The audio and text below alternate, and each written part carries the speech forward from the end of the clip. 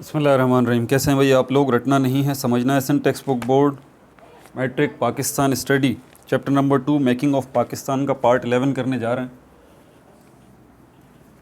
Part 11 और revivalist movement का part 5 और अलीगढ़ मूवमेंट का पार्ट 2 और फाइनल पार्ट, जिसमें सर सैयद अहमद ख़ान के आखिर के 2 टॉपिक रह गए हैं। Features of Aligarh movement. Copy pencil ले लीजिए, लेक्चर को नोट करना है और मुस्कुराते रहना। पिछली वीडियोस नहीं देखी हैं तो वो लाजमी देख लीजिए, ठीक है। इसी वीडियो के, ये जो आपको स्क्रीन नज़र आ रही है, इसी के नीचे देखें, आपको लोगो नज़र आ रहा होगा। रटना नहीं समझना है का उस पर क्लिक करें तो पेज खुल जाएगा। वहाँ प्लेलिस्ट के ऑप्शन पे क्लिक करें तो प्लेलिस्ट आ जाएंगी और उनके अंदर ऐसे एरो भी आपको 1-2 जगह पे नज़र आएंगे। बहुत सारी प्लेलिस्ट हैं तो इनको भी क्लिक करते रहिएगा। तो बहुत सारी प्लेलिस्ट वहाँ पे फ़िज़िक्स, केमिस्ट्री, बायोलॉजी, मैथमेटिक्स जो हैं वो आपको वहाँ पर मिल जाएंगी। तो पाकिस्तान स्टडी की प्लेलिस्ट जो है वो बनी हुई है वहाँ पर, ठीक है भाई। इसके अलावा डिस्क्रिप्शन के अंदर भी मैंने इस चैप्टर की पिछली 10 वीडियोस जो बन चुकी हैं, डिस्क्रिप्शन में उनके लिंक भी मैंने दिए हुए हैं, तो वो भी वहाँ से आप देख सकते हैं। पिछले चैप्टर के लिंक्स चाहिए तो वो फिर आपको प्लेलिस्ट में जाना पड़ेगा इसकी, पाकिस्तान स्टडी की, वहाँ पर आपको मिल जाएंगे। अब चलते हैं आगे। यहाँ पर सबसे बड़ा मसला क्या है? ये वीडियोस आपके लिए बेहद अहम है, मैंने आपको पहले ही बताया था। किस पॉइंट ऑफ व्यू से अहम है? आप CSS की तैयारी करना चाहते हैं, आप किसी गवर्नमेंट जॉब की तैयारी करना चाहते हैं, एंट्री टेस्ट की तैयारी करना चाहते हैं, हर तरह से ये वीडियोस जो हैं वो आपके लिए फ़ायदेमंद हैं। हमारा सबसे बड़ा प्रॉब्लम क्या है, ये मैं क्यों समझा सकता हूँ? इसलिए समझा सकता हूँ कि भाई मुझे पढ़ना आता है, इंग्लिश में लिखी हुई है, हमारी इंग्लिश प्रॉब्लम है। तो मैं ये बताने के लिए तो मुझे क्या 5 मिनट में लगेंगे। यहाँ पर ये लिखा हुआ है फ़ीचर्स ऑफ अलीगढ़ मूवमेंट, जो कि आप कॉलेज में, अपने स्कूल में, अपने एकेडमीज़ में सुनते हैं और टकाटक 1 मिनट के अंदर टॉपिक हो जाता है। तो मैं कर सकता हूँ, ये कोई प्रॉब्लम की बात थोड़ी है। ये पेज नंबर 19 है, बुक खोल लीजिए या PDF खोल लीजिए। Features of Aligarh movement. Features of Aligarh movement. तो ये मुझे अगर टॉपिक कवर करना है ना, तो मैं तो इसको 1 मिनट में बता दूंगा, मेन पॉइंट भी इसके बता दूंगा। लेकिन मेरे जहन में क्या है, मैं ये चाहता हूँ कि आप ये बुक खोलें तो आपको ख़ुद पढ़ना आए और पढ़ के आप समझ सकें कि ये इसमें लिखा क्या है। ये मकसद है। अगर ये आप नहीं कर पा रहे हैं तो ये बहुत बड़ा ख़तरनाक मामला है आपके लिए। आपको ख़ुद पढ़ के समझ आना चाहिए। इसीलिए मैं एक लाइन पढ़ के एक वर्ड का मतलब बता रहा हूँ। एग्जैक्ट उस इंग्लिश वर्ड का जो उर्दू मतलब है वो मैं आपको बताता हूँ यहाँ पर। और अगर उर्दू वर्ड मुश्किल होता है तो उसको भी एक्सप्लेन करता हूँ साथ में, ताकि आपको ईजी हो जाए। सबको लिखना थोड़ा सा मुश्किल होता है, ठीक है। तो इसीलिए मैं जो है वो ओरली बता रहा होता हूँ आपको इसके मतलब। बाकी नोट करना अपने पास ये सारी वर्ड्स मीनिंग जो है, और ये आपका काम है, ठीक है भाई। तो बहरहाल फ़ीचर्स ऑफ अलीगढ़ मूवमेंट की तरफ चलते हैं। फ़ीचर्स का मतलब क्या है, ज़रा इस लफ्ज़ को ज़रा आप समझ लीजिए। टेलीविज़न या कंप्यूटर है, टेलीविज़न को ले लीजिए,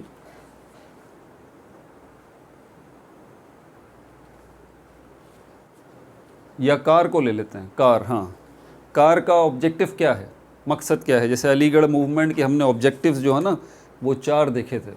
जनरल यानी कि अगराज़ व मकासद, मकसद क्या है अलीगढ़ मूवमेंट का, इस तहरीक का मकसद क्या है? तो ये 4 मकासद थे। पहला मकसद ये था कि जनरल अवेयरनेस, आम आगाही, ठीक है। दूसरा मकसद था कि ब्रिटिश या अंग्रेज़ों के साथ अच्छे ताल्लुकात इस्तवार करना।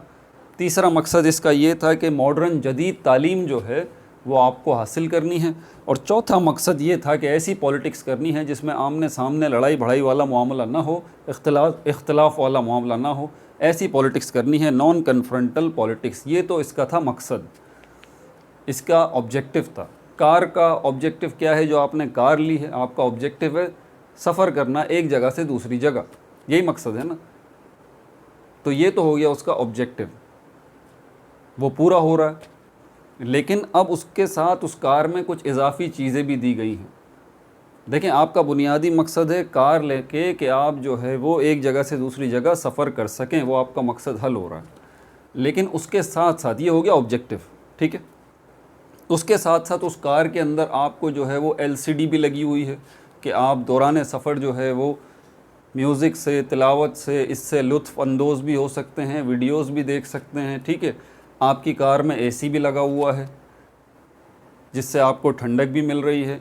एक जगह पे जो है वो कंसोल बॉक्स भी बना हुआ है जहाँ पर आप अपनी ज़रूरत की चीज़ें भी रख सकते हैं।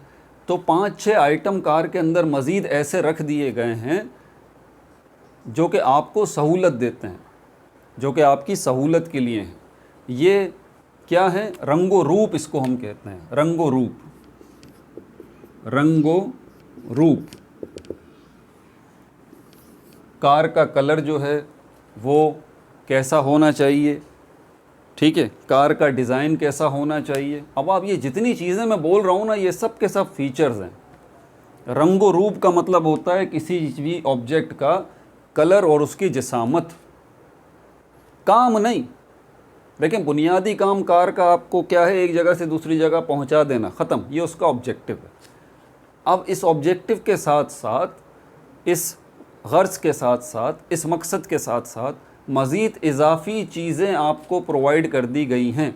ये जो एडिशनल क्वालिटीज़ हैं, एडिशनल क्वालिटीज़ जो हैं, इजाफ़ी खुसूसियात जो हैं, एडिशनल क्वालिटीज़ जो हैं, इनको फ़ीचर्स कहा जाता है। इनको क्या कहा जाता है? इनको फ़ीचर्स जो है वो कहा जाता है। तो बुनियादी मकासद तो हमने अलीगढ़ मूवमेंट के देख लिए 4।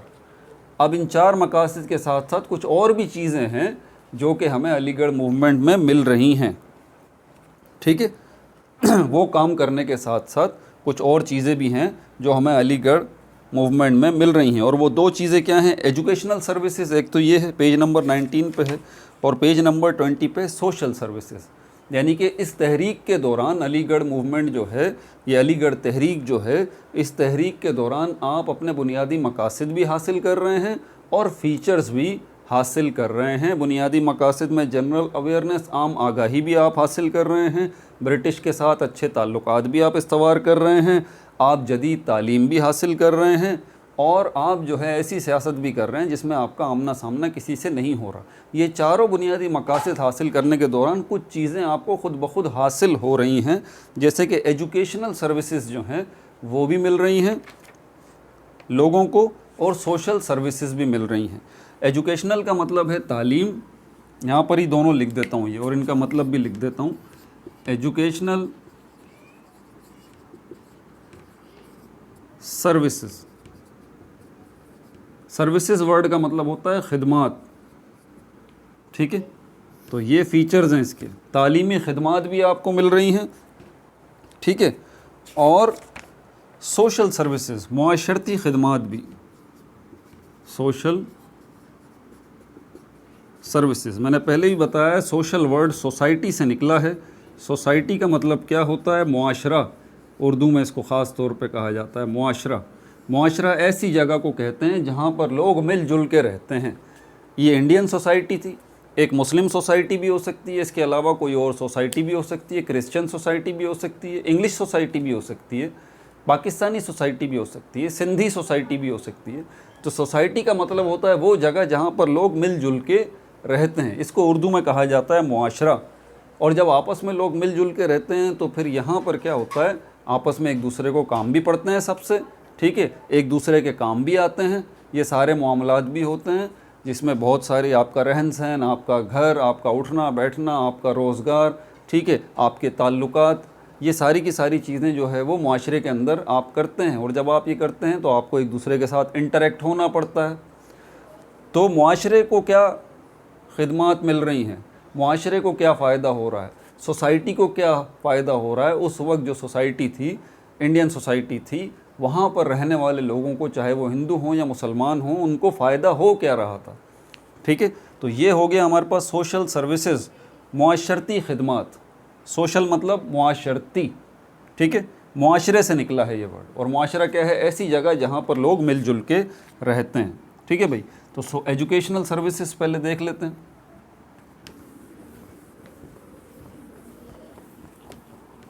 रिवाइवलिस्ट मूवमेंट की हेडिंग वगैरह भी अब सब ख़त्म कर देते हैं क्योंकि ये आखिरी ही पार्ट है इसका। उसके बाद हम development of two nation theory को देखेंगे।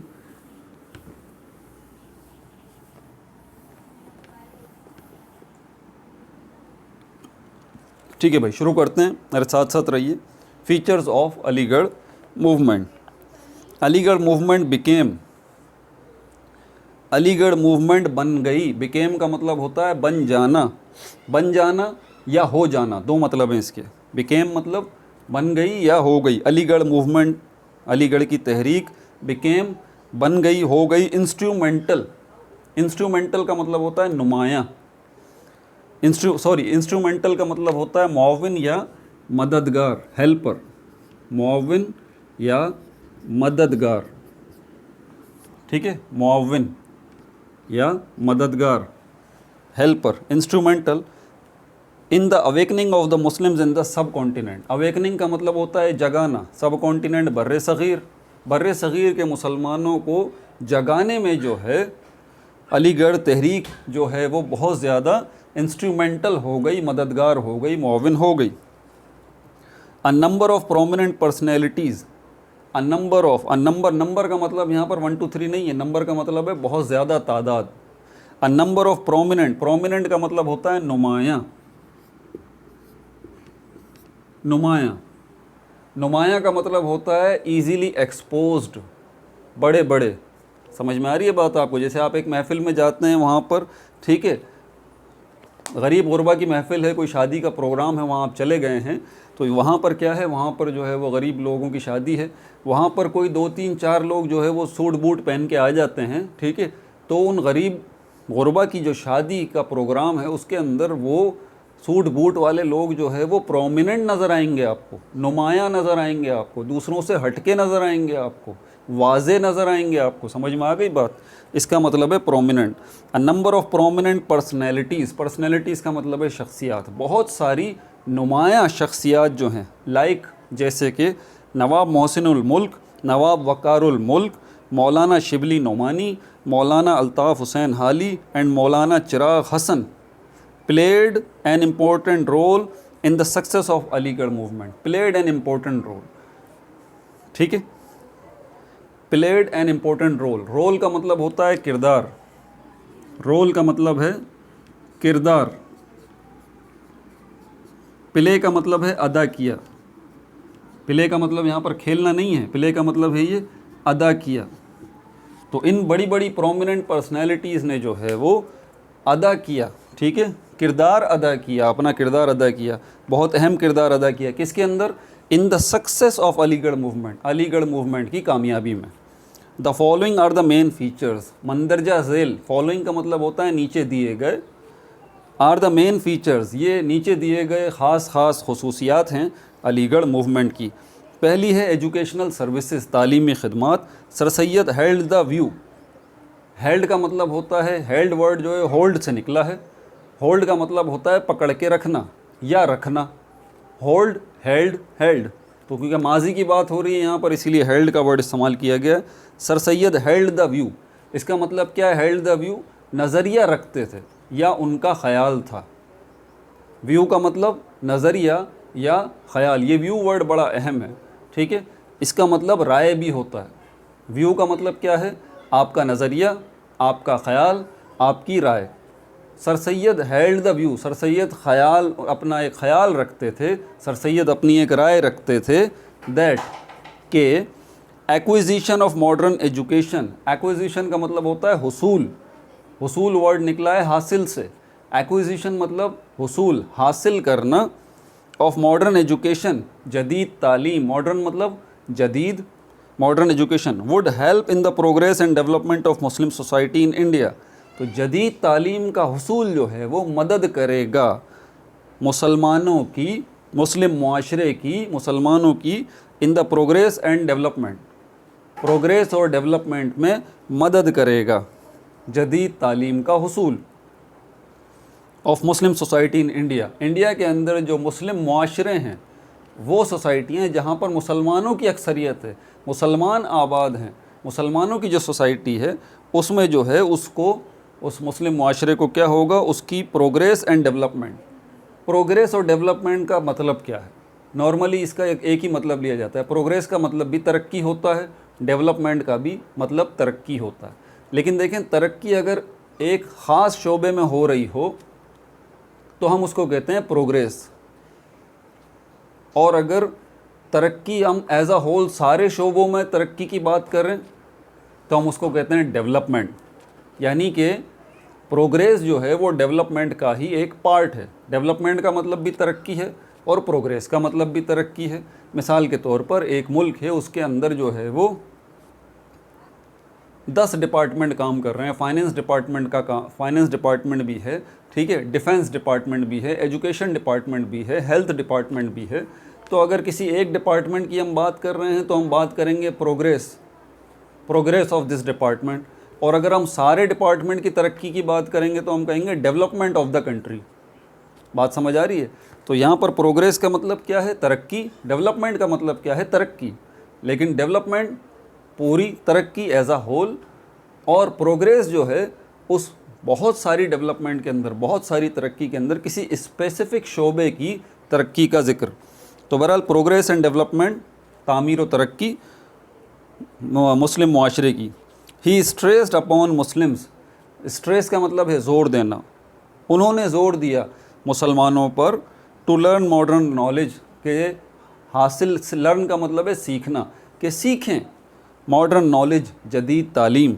देयरफॉर, लिहाजा, इन द बिगिनिंग, शुरू में, ही set up a scientific society at Ghazipur. शुरू में ही सेट अप, उन्होंने बनाई। सेटअप का मतलब आसान लफ्ज़ों में बनाई, क़याम अमल में लाए, क्या? एक साइंटिफिक सोसाइटी। कहाँ पर? गाज़ीपुर में।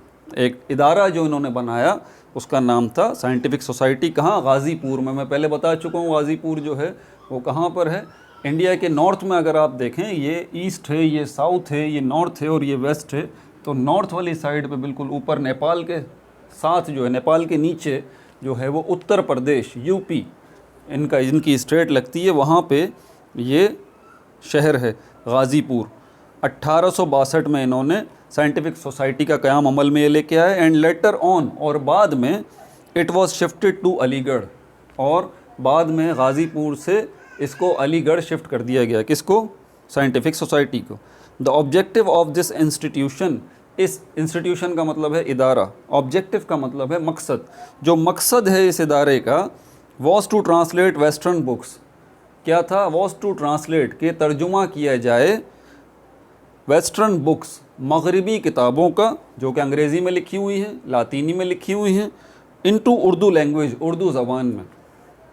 हैरत अंगेज़ बात देखें कि मुसलमानों को, अब ये मुसलमानों पे ये वक्त आ गया है कि वेस्टर्न बुक्स को जो है वो उर्दू में तर्जुमा कर रहे हैं, ताकि उनको समझ में आ जाए कि वेस्टर्न बुक्स यानी कि मगरिबी किताबें, जो यूरोप है ना, यूरोप, उसको नॉर्मली जो है वो क्या कहा जाता है? वेस्टर्न वर्ल्ड कहा जाता है। ये बात जहन में रखिएगा आप। अगर हम वेस्ट की बात करते हैं तो इसका मतलब क्या है? यूरोप, आसान लफ्ज़ों में। हम ईस्ट की बात करते हैं तो इसका मतलब क्या है? एशिया। तो एशियाई और यूरोपी, वेस्ट और ईस्ट। तो वेस्टर्न बुक्स को जो है, मगरिबी किताबों को जो है, उनको उर्दू में तर्जुमा किया जाए। आप हैरान होंगे तारीख़ सुन के कि एक वक्त था जब वेस्टर्न कंट्रीज़ यानी कि यूरोपीय अक़वाम जो हैं वो इस्लामिक वर्ल्ड में आती थी, और यहाँ आने के बाद जिस तरह हम आजकल अंग्रेज़ी सीख रहे हैं, बदकिस्मती से मैं भी आपको सिखा रहा हूँ, ठीक है, मजबूरी है, क्या करें भाई। तो इसी तरह यूरोपीय अक़वाम जो है वो इस्लामिक वर्ल्ड में आके अरबी सीखती थी। जी, अरबी सीखती थी। क्यों? क्योंकि जितनी साइंटिफिक वर्क था, जितना साइंटिफिक रिसर्च वर्क था, जितने बड़े बड़े मुसलमान साइंसदान थे, रिसर्चर्स थे, स्कॉलर्स थे, हिस्ट्रियंस थे, क्या क्या नहीं थे, क्या क्या बताऊँ आपको। हज़ारों किताबें जिन्होंने लिखी हैं वो सब अरबी में लिखी हुई थी। तो ये वेस्टर्न वर्ल्ड सारा का सारा जो है वो एशिया आता था। वेस्टर्न वर्ल्ड एशिया आता था, मुस्लिम ब्लॉक में आता था। यहाँ के तालीमी इदारों में तालीम हासिल करते थे, यहाँ की किताबों को पढ़ते थे। लेकिन वही बात है, हमें अब यूरोप जाना है, अमेरिका जाना है, तो अंग्रेज़ी आनी चाहिए। आइल्स का एग्ज़ाम जो है वो पास करेंगे तो वहाँ जा सकेंगे, ताकि हमें ये बात साबित हो सके कि अंग्रेज़ी ज़बान आती है या नहीं आती। लेकिन ये जब लोग यूरोपियन मुस्लिम ब्लॉक में आते थे, मुस्लिम वर्ल्ड में आते थे, यहाँ पर साइंस और टेक्नोलॉजी को सीखने के लिए और इन किताबों को पढ़ने के लिए जो मुसलमान साइंसदानों ने लिखी हैं, तो ये अरबी में लिखी होती थी, तो ये अरबी सीखते थे बिल्कुल इसी तरह जिस तरह आज हम अंग्रेज़ी सीख रहे हैं। तो ये देखें कितनी तकलीफ़ दे बात है कि सर सैयद अहमद ख़ान को बताना पड़ रहा है कि एक साइंस इदारा कायम करना पड़ रहा है कि भाई अब ये वक्त आ गया है कि वेस्टर्न वर्ल्ड की किताबें आप लें और उसको जो है वो उर्दू में तर्जुमा करें ताकि आपको समझ में आए जदीद साइंस। आगे चलते हैं। Sir Syed motivated the younger generation of Muslims. Sir Syed motivated, sir Syed ने जो है मोटिवेट किया, गाइड किया, समझाया द यंगर जनरेशन, जो नौजवान नस्ल है, यंग जनरेशन, यंगर जनरेशन, नौजवान नस्ल जो है ऑफ मुस्लिम्स, मुसलमानों की जो नौजवान नस्ल है, उनको क्या किया, मोटिवेट किया, समझाया क्या, टू लर्न इंग्लिश, के भाई इंग्लिश को सीखो, सो दैट, ताकि acquisition of modern scientific knowledge becomes easy, ताकि जदीद साइंसी उलूम का हुसूल जो है आसान हो जाए आपके लिए। This help the development of Urdu language also, और ये करने के लिए उर्दू की तरक्की भी हुई। आप हैरान होंगे ये बात सुन के कि उर्दू की तरक्की भी हुई। आज आपको एक मज़ेदार बात सुनाऊँ साथ साथ चलते हो। आप अंग्रेज़ी ज़बान सीखना चाहते हैं, फ़्रेंच सीखना चाहते हैं, कोई भी ज़बान आप सीखना चाहते हैं, ये बात मैं आपको क्लियरली बता दूँ, कोई भी ज़बान आप सीखना चाहते हैं, वो ज़बान सीखने के लिए पहले आपको अपनी ज़बान पर ग्रिप होनी चाहिए, अपनी ज़बान पर आपको कमांड होनी चाहिए, तब जाके आप सही मायनों में किसी दूसरे की ज़बान जो है वो समझ सकते हैं। इसकी वजूहात क्या हैं? इसकी वजूहात तो मैंने प्लेलिस्ट बनाई हुई है इंग्लिश लैंग्वेज बेसिक्स की और एडवांस की, वही पेज पे चले जाइए, प्लेलिस्ट बनी हुई है, 250 से ज़्यादा वीडियोस बनाई हुई हैं, अंग्रेज़ी ज़बान वहाँ भी सीख लीजिए आप। पेज नंबर 20 पे आ जाइए। सोशल सर्विसेज, मुआशरती खिदमात क्या क्या थी। वार ऑफ इंडिपेंडेंस 1857, 1857 की जंग आज़ादी, हिंदुस्तानी इसको जंग आज़ादी कहते हैं, 1857 की 1857। और अंग्रेज़ जो हैं इसको गदर का नाम देते हैं, रिवॉल्ट, बगावत, वो कहते हैं बगावत हिंद।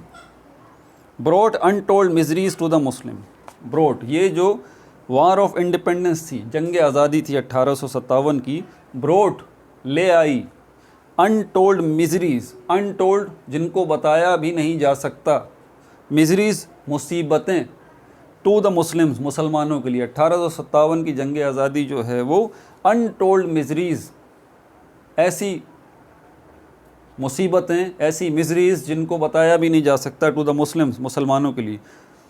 दे वर डैमेज इकनॉमिकली, दे वर डैमेज, मुसलमानों की बात हो रही है, दे से मतलब यहाँ पर मुसलमान, दे वर डैमेज्ड, मुसलमान जो है वो बहुत ज़्यादा नुकसान में आ गए थे, डैमेज हो गए थे, इकनॉमिकली, मुआशी तौर पर। इकनॉमिक्स का मतलब होता है पैसा पाई में, चाहे उसमें कारोबार हो, चाहे उसके अंदर आपकी मुलाजमतें हों, हर वो चीज़ जिससे आप जो है वो पैसे कमाते हैं, उसको, उस तरीके को जो है वो इकनॉमिक्स कहा जाता है, इसी से वर्ड निकलता है इकनॉमिकली। दे वर डैमेज्ड इकनॉमिकली, मुसलमान मुआशी तौर पर जो है वो बदहाल हो गए थे। And were looked upon down, look upon down का मतलब होता है हिकारत की नज़र से देखना। Looked, look upon down, look upon down, 3 word का मतलब क्या है? हिकारत की नज़र से देखना, कमतरी की नज़र से किसी को देखना। समझ में आ रही है बात? जैसे हम लोग देखते हैं ना, देखना नहीं चाहिए, अल्लाह ताला माफ़ी दे, किसी को हकीर नहीं जानना चाहिए, किसी को कमतर नहीं जानना चाहिए। तो मुसलमानों को जो है वो हिकारत की निगाह से देखा जाता था, क्योंकि मुसलमानों की मुआशी हालत थी नहीं, पैसे नहीं थे जेब में, मुलाजमतें नहीं थी, ठीक है। For the revival of their honour, उनकी अज़मत को दोबारा ज़िंदा करने के लिए, ऑनर मतलब अज़मत, इज़्ज़त, रिवाइवल मतलब ज़िंदा करना, उनकी अज़मत को दोबारा ज़िंदा करने के लिए, यानी कि मुसलमानों की अज़मत को दोबारा ज़िंदा करने के लिए, उनकी ऑनर, उनके एज़ाज़ को दोबारा ज़िंदा करने के लिए, sir Syed took the following steps, sir Syed ने कुछ जो है वो स्टेप्स लिए। टुक द फॉलोइंग स्टेप्स मतलब मंदरजा झेल इक़दामात किए, ठीक है। स्टेप्स का मतलब होता है इक़दामात, टुक का मतलब होता है, टेक से ये वर्ड निकला है लेना, मंदरजा झेल इक़दामात लिए। पहला क्या है? By writing the causes of Indian revolt, एक इन्होंने छोटी छोटी बुक्स लिखी, सर सैयद अहमद ख़ान ने। By writing the causes of Indian revolt, क्या लिखा उन्होंने, आगे देखें इन्वर्टेड कॉमाज में लिखा हुआ है causes of Indian revolt. Causes का मतलब है वजूहात ऑफ इंडियन रिवॉल्ट, बगावत हिंद, इंडियन रिवॉल्ट बगावत हिंद, बगावत हिंद की वजूहात, इस नाम से इन्होंने किताब लिखी। And loyal Mohammedans of India, loyal का मतलब होता है वफ़ादार, मोहम्मदन्स ऑफ इंडिया, मोहम्मदन्स जो है वो मुसलमानों को कहा जाता है इन शॉर्ट, ठीक है। तो loyal Mohammedans of India, India के वफ़ादार यानी कि मोहब्बत करने वाले मुसलमान, ये 2 किताबें सर सैयद अहमद ख़ान ने लिखी। किताब तो नहीं कहना चाहिए इनको, पम्फलेट कहना चाहिए, किताबचा, छोटी छोटी books. An effort was made to create goodwill between the Muslims and the British, ये जो 2 पम्फलेट लिखे, किताबचे लिखे, ये क्या था, एन एफर्ट, एक काविश थी। एफर्ट का मतलब होता है कोशिश करना, लेकिन जैसे मैंने कहा मैं आपको एग्जैक्ट उर्दू मतलब बताऊंगा। एफर्ट का मतलब होता है काविश, कोशिश करना। एन एफर्ट वॉज मेड, एक कोशिश इन्होंने की, एक काविश इन्होंने की, to create goodwill, to create goodwill, ताकि अच्छे ताल्लुकात जो है वो क्रिएट हों, तख्लीक हों, between the Muslims and the British, अंग्रेज़ों और मुसलमानों के दरमियान। थस, लिहाजा, difficulties of the Muslims were minimised, इससे क्या हुआ, मुसलमानों की मुश्किलात में कमी आई। मिनिमाइज मतलब कमी आ जाना। Second point, the ban on the employment of Muslims was relax, मुसलमानों पर मुलाजमतों के दरवाजे बंद कर दिए गए थे, मुसलमानों को कोई नौकरी नहीं देता था, ठीक है, सरकारी मुलाजमत में कोई हिस्सा मुसलमानों का नहीं था। लेकिन ये सारी जो कोशिशें की सर सैयद अहमद ख़ान ने, इससे क्या हुआ, the ban on the employment, जो बंदिश, बैन का मतलब होता है बंदिश, पाबंदी, जो पाबंदी लगी हुई थी मुसलमानों के ऊपर, the ban on the employment of Muslims, मुसलमानों की मुलाजमतों पे जो पाबंदी लगी हुई थी, बंदिश लगी हुई थी, वॉज रिलैक्सड, उसमें नरमी की गई, नरमी। Number 3, properties of the Muslims confiscated after the war of independence were restored to them, इनमें जो कॉमा आ रहा होता है ना, ज़रा इसको भी ध्यान से देखा करें। कॉमे का काम अंग्रेज़ी ज़बान में ऐसा ही है जैसे कि हम कोई बात करने के लिए थोड़ा रुकते हैं, फिर बात करते हैं, फिर बात करते हैं। जैसे कि मैं अभी बात कर रहा हूँ, मैं मुस्तकिल तो नहीं बोल रहा ना, मैं थोड़ा थोड़ा सा रुक रुक के बोल रहा हूँ, एक बात करता हूँ, फिर रुकता हूँ, फिर रुकता हूँ। एग्जैक्टली यही बात अंग्रेज़ी ज़बान में ये कौमें करते हैं। तो यहाँ कौमें भी ज़रा देख लें। प्रॉपर्टीज़ ऑफ द मुस्लिम्स, मुसलमानों की जायदादें, confiscated after the war of independence, ज़ब्त कर ली गई। कन्फिस्केट का मतलब होता है ज़ब्त कर ली गई, हुकूमत ने, अंग्रेज़ ने उन पर कब्ज़ा कर लिया। After the war of independence, जंग आज़ादी के बाद, वर रीस्टोर्ड टू देम, उनको, उन जायदादों को बहाल कर दिया गया, टू देम, उनके ऊपर। Muslims were included in a number of programmes for development, Muslims were included, मुसलमानों को शामिल कर लिया गया, in a number of programmes, बहुत सारे प्रोग्राम्स में, फॉर डेवलपमेंट, तरक्की के जो जो भी प्रोग्राम्स थे उनमें मुसलमानों को शामिल किया जाने लगा। इन शॉर्ट, मुख्तसरन, the Aligarh movement became a source of strength for the Muslims, Aligarh movement जो है वो बिकेम, बन गई या हो गई, a source of strength for the Muslim, मुसलमानों की ताकत का एक ज़रिया। स्ट्रेंथ का मतलब ताकत, सोर्स का मतलब है ज़रिया, तो मुसलमानों की ताकत का एक ज़रिया जो है वो अलीगढ़ मूवमेंट जो है वो बन गई, for the Muslims in the subcontinent, बर्रे सग़ीर में। It also provided the foundation for the 2 nation theory, इसके अलावा 2 कौमी नज़रिए की बुनियाद जो फ़राहम की, बुनियाद, फाउंडेशन, बुनियाद। आपको पता है कोई बिल्डिंग कितनी भी आप ऊंची बना लें, लेकिन अगर आपने बुनियाद, खुदाई जो है वो अच्छी नहीं की, ज़्यादा गहराई तक बिल्डिंग को ज़मीन के अंदर से आपने खोद के उसकी तरक्की करना शुरू नहीं की, उसकी डेवलपमेंट करना शुरू नहीं किया, तो उसका नतीजा क्या निकलेगा कि आप बिल्डिंग कितनी ऊंची बना लें, अगर बुनियादें मजबूत नहीं है तो वो बिल्डिंग बड़ी जल्दी गिर जाएगी। तो बुनियाद बड़ा अहम काम करती है। 2 कौमी नज़रिया या 2 नेशन थ्योरी की बुनियाद जो बनी वो ये अलीगढ़ मूवमेंट थी। ठीक है, वे अपना बहुत ज़्यादा ख्याल रखिएगा। ये हो गया डेवलपमेंट ऑफ 2 नेशन थ्योरी। इसको सेकंड आपका ये मेन हेडिंग है। इसके बाद तीसरी मेन हेडिंग जो है वो भी मौजूद है, चौथी मेन हेडिंग। तो बहुत ज़्यादा ख्याल रखिएगा अपना। No like no subscribe, only share.